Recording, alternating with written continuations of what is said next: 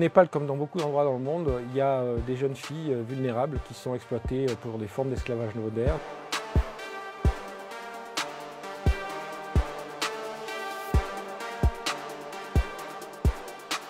Les jeunes filles ou les femmes peuvent se retrouver soit dans des situations d'esclavage domestique à la maison chez des personnes riches.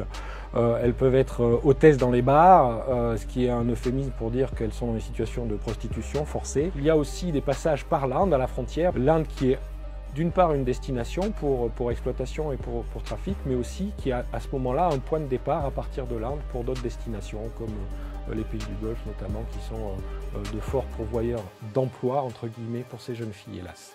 Une jeune fille qui est trafiquée, c'est-à-dire qui est enlevée, vit un véritable enfer sur terre. C'est-à-dire concrètement que vous avez généralement des jeunes filles qui sont dans des chambres en terre battue, qu'elles dorment sur des nattes, qu'elles sont violées 20 à 25 fois par jour. Si elles se rebellent, elles sont privées de nourriture. On les force à boire de l'alcool ou à prendre de la drogue pour casser justement toute velléité de s'en sortir.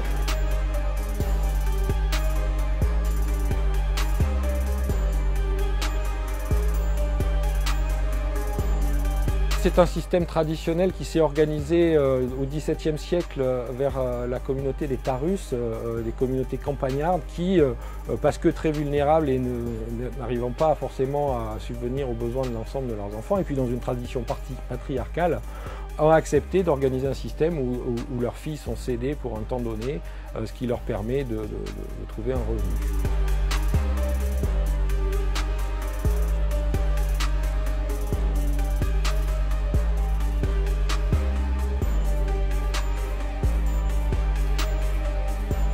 Malheureusement, le trafic est en train de s'accroître au Népal.